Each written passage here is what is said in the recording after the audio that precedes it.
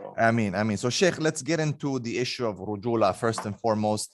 We've mentioned one of the sifa, one of the attributes, and that is, as you said, patience and being like straight in the front as you are in the back. What are some of the other sifat of rujula, of manhood, in the Quran and Sunnah, and why are they important for the Muslims, and how were they important for Rasulullah sallallahu alaihi wasallam and for the Sahaba? Barakallahu fikum. I mean, the first thing, if you look at the Quran, Allah subhanahu wa ta'ala talks about إِنَّهُ خَلَقَ الزَّوْجَيْنِ. Allah subhanahu wa ta'ala created two genders, right? الذكر والأنثى.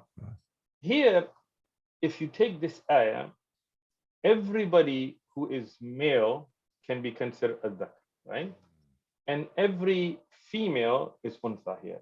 But there is a difference between that and a rajul wal imra, right? Yeah. So let's look at the entire Quran. And of course, we don't have time to go through each ayah, but just as an understanding, every time you find a general ruling about a gender, it will mention dhakar wal untha. So whether you are baligh or not baligh, right? But you will never find, for example, rajul used for somebody under bulugh, right? Now that's interesting. It doesn't mean that when you become baligh, you become a rajul, right? Because you will find a dhakar and untha being mentioned for people that are past bulugh ahkam, that are general. But every time you find something that has a religious connotation, you will find rijal, right? Min al-mu'mini rijalun sadaqu, right? Here, Allah subhanahu wa ta'ala says, from the believers, there are men. Subhanallah, he didn't say dhukur, right? Why? Because now it is not just about being of a certain gender. It is about being with certain sifat, rujula. We'll talk about those. But the first one, sadaqu, yani they are true to the ahad, to the promise, that the oath that they made with Allah subhanahu wa ta'ala. What does that tell us? That the first sifa that you can see about a rajul, about a man, about being masculine, is being true to your word, to being honest to what you have said, to keeping your commitments. We see men now there that call themselves men, but in reality they're males, and they're not men. They have the ability to impregnate a woman, but they don't have the ability to raise children. They have the ability to get married, but they don't have the ability to be able to deal with the spouse in the way that the Quran and Ahadith have mentioned. الرجول عندهم يعني هو غيور. I love the Arabic language because it has such depth, but I will try to translate everything, inshallah. Men, one of the sifat, and I'm going kind of fast because we could record 10 hours on this subject, right? Men, one of their sifat is that they have ghayra. Right? And the opposite of ghuyur is duyuth. Subhanallah, when you speak a lot of languages, you hear some phrases in languages and it kind of sticks with you. When I was very young, my father, may Allah have mercy on him, he used to say in Pashto, Allah bigharat sarayna bakhi, Allah bigharat na bakhi, like Allah does not forgive the man without ghayra. Right?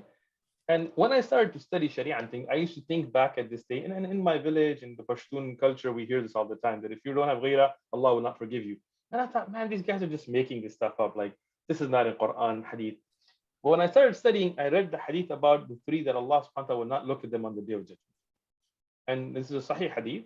No. And one of those three is the youth, the one that does not have ghayra upon his women, right? The one who does not, and ghayra is not jealousy. This is a very short-sighted or incorrect term. Ghayra is something that there is no English word to translate to, because unfortunately in the Western societies, there is no such concept. For example, if somebody looks at your wife and you get upset, that could be considered jealousy in the West, and that's a part of ghayra. But from the ghayra of a rajul is that he doesn't beg, that he goes and works, that he strives to stand on his own feet, that he's not out there. But that's not jealousy, right? Like that doesn't fit that concept. Right. It's a very deep concept.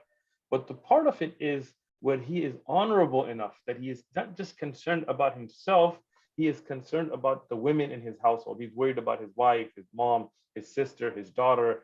He is not okay with somebody looking at them without hijab. He is not okay with them. And that's why many males out there today, dhukur, yani they may be buff, like they work out and they're punching and they're making Right. videos, clips and all this stuff. And then you see their wife next to them in sports bra working out. You think you're a man? You think you're a man? Like you got some trainer touching her and stuff like this? A'udhu billah. And these are not men, right? Your sister's out there partying, and you think just because you can lift certain amount of weights, you think you're a man? That's not a man. And that's why from the sifat of rujula is to be honest, to be truthful, right? Now think about this. And a man is a man who takes care of what he has committed to. I'm a Muslim. I have to go make salah. I'm a Muslim. I don't drink. I don't do that. I keep to the boundaries that Allah has given me. And a man is a man who is ghuyur over his family. He's not okay with his wife dancing at the party and then thinking just because he goes and works out, he's a man.